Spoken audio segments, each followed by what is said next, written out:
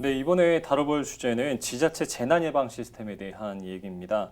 참 올 여름 비가 참 많이 내렸습니다. 긴 장마 기간도 있었고 세 번의 태풍도 있었는데 이로 인해서 많은 분들이 좀 피해를 입으셨는데 지금도 여전히 복구 작업이 진행되고 있죠.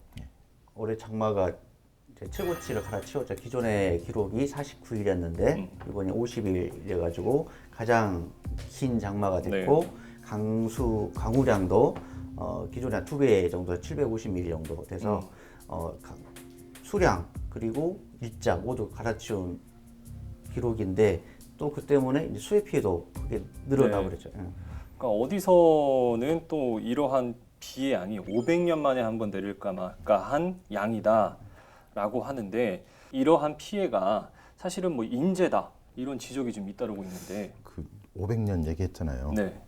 500년 전에 이만큼 비가 내렸으면 나라가 어떻게 됐을까요? 더 난리가 났겠죠 그때는. 일단은 비가 많이 기후제도 지내지만 네. 기후제가 아니라 나라 국가 차원에서 비 좀 그만하라고 매일 제사를 지내고 아마 하늘이 하는 일인데 인간이 어떻게 하겠느냐라고 네. 하겠죠. 그런데 지금 21세기에서는 충분히 하늘도 예측하고 그 예측된 하늘에 대해서 우리가 인간이 대비를 하고 있잖아요. 네. 물론 자연을 완전히 극복하지는 못하는 게 아직은 사람의 과학의 기술이지만 네. 지금 계속 그 지자체 특히 농민들이 계속 얘기하는 것, 주민들이 얘기하는 거는 이 부분 사람이 개입해서 일정 정도를 자연 환경을 극복할 수 있었는데 그래서 우리 세금도 냈고 기관에서는 자랑도 했고 네. 그런데 그거 어디 갔냐 이 문제인 것 같아요. 일단 다시 한번 되짚어 보면은 이번에 집중호우 때문에 이 전국적 14개 시군 피해 상황 다시 한번 되짚어 보면 남원시만 517억 원 발생을 했고요. 재산상으로만. 그리고 순창을 비롯해서 무진장 지역 이제 100억 원이 넘는 피해가 지금 발생을 했습니다. 네. 이 때문에 재난 지역 선포도 됐고 수천여 명의 좀 이재민까지 좀 발생이 된 상태고 네. 지금까지도 수해 복구를 해야 되는 상황이고 문제는 이거죠. 이렇게 수해가 발생돼도 왜 이렇게 비가 많이 온 건 알겠는데 네. 이게 방금 우리 이야기한 것처럼 피해를 최소화시킬 수 있었는데 그 시스템을 지금까지 계속 만들었는데 만들어 놓은 게 작동을 제대로 안 했다면 울분이 터지는 시점인데 그래서 이 재발 방지 차원에서 한 번 더 계속 우리가 경각심 차원에서 언급을 해야 될 것 같아요. 그렇죠. 옛말부터 국가 경영에는 기초는 치수에 있다겠어요. 물을 어떻게 잘 관리하느냐가 왕이 국가를 경영하는데 수백 년 전부터 네. 치수 정책이 근본이 됐는데 좀 아쉬운 것. 그러니까 그거는 충분히 우리가 먼저 인정해야 할 것. 앞서서도 얘기했는데 500년 만에 한 번 올 만한 장마였고 끊임없이 비가 많이 왔고 솔직히 말하면 상상 이상으로 많이 왔고 네. 그걸로 모든 걸 우리가 500년 전처럼 하늘 탓을 할 것이냐라는 건데 우리가 설계해놓은 투자해놓은 설비들이 재난 장비들이 그 500년을 극복할 수도 있다라고 했는데 극복을 못한 게 아쉬운 거잖아요.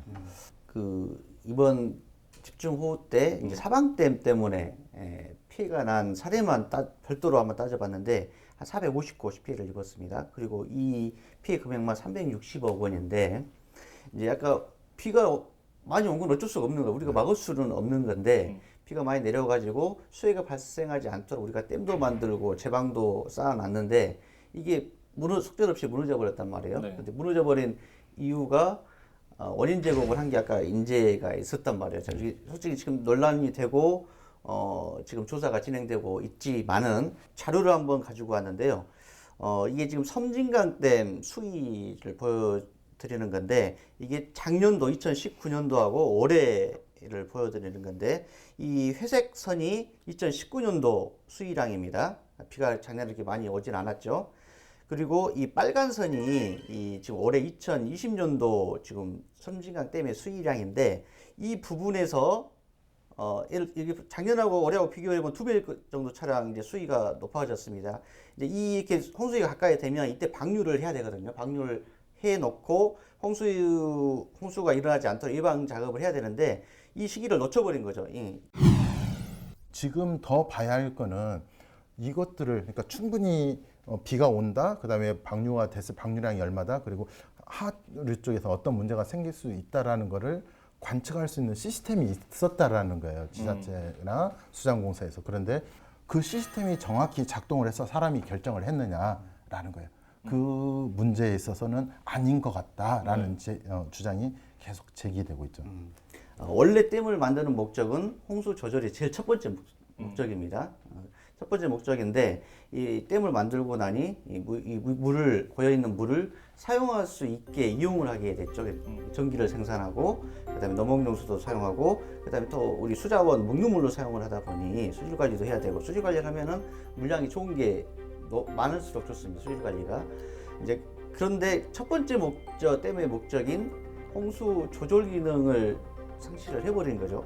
그러니까 전기 생산이나 먹는 이런 돈을 만들 수 있는 이득을 고려하다 보니 첫 번째 댐의 목적인 홍수 조절에 대한 그 목적을 약간 간과해 버린 게 좀 이번 가장 큰 착오라고 생각합니다. 그러니까 남원시가 수자원공사하고 함께 홍수 재해 통합 관리 시스템을 구축을 했고 여기에 많은 돈을 투자했고 그래서 정말 이거 잘 되는 거다, 중요한 거다, 잘하고 있다. 이게 한 5년쯤 전에 언론에도 대서특필되고 했었어요. 그런데 불과 5년이 지났잖아요. 5년 지난 이번에 이게 정말 제대로 작동을 했느냐라고 했는데 다 했다고는 하는데 정말 했어요라고 물어보면 그 증거가 있어요라면 없다라는 거예요. 주지 않는다. 이게 주민들이 분통을 터뜨리는 이유가 아닌가 싶어요. 이게 이제 뭐냐면 홍수 예방 시스템인데 이 수자원공사에서 기본적으로 댐 관리하고 방류량 결정을 하는데 이 수자원공사에서 이렇게 이번처럼 제때 방류량을 못하거나 이거를 지자체에서 한 번 더 사이드에서 제3자 입장에서 모니터링 하면서 위험 수위가 다다랐을 때 방류를 적절하게 해라 이렇게 요청을 하는 기능을 위해서 만든 건데 사실상 이번에는 무용지물이 된 거죠. 특히 이제 이 과정에서 이 관리 시스템은 만들어 놨는데 운영도 잘 못했고 관리도 부실했고 또 이렇게 안내도 제대로 안 되는 좀 상황이 좀 발견이 됐고 또 이 시스템은 남원시가 처음 수자원공사가 같이 구축을 했지만 이후에 임실군이나 다른 자치단체들도 구축을 했습니다. 근데 이것도 이제 비교해 보니 임실군 같은 경우는 또 관리를 뒤늦게 했지만 좀 관리를 좀 하고 있었고 근데 가장 선제적으로 했던 남원시가 관리가 좀 부실하게 하면서 어찌 보면은 더 줄일 수 있었던 거를 못 줄였다는 좀 안타까움이 있는 거죠. 지금 그 홍수 예방 그 시스템을 갖춘 두 곳, 남원과 임시를 비교했을 때 보면은 극명한 차이가 아까 말씀해 주신 나는 것 같아요. 똑같은 시스템인데 어떤 데는 정말 잘 활용해서 피해를 좀 최소화시켰고 어떤 데는 수수 방관해가지고 피해를 좀 부풀렸고 이런 부분에 대해서 좀 그 피해를 입으신 분들이 좀 화를 내는 지점이 아닌가 이런 생각이 드는데 남원시 의회에서는 또 이러한 피해가 섬진강 하류 지역에서의 이 홍수는 천재간의 인재다. 왜냐? 섬진강댐 방류량 조절 실패다라고 하는데 저는 그러한 책임을 수자원공사라든가 이렇게 돌리기 전에 남원시 의회라면은 남원시에 대해서 했던 행정을 좀 돌아보는 걸 먼저 했어야 되지 않나 이런 점이 좀 아쉬웠더라고요. 남원시 의회 입장에서는 수자원공사한테 얘기하는 게 더 편하죠. 솔직히 얘기하면 수자원공사에서 속 시원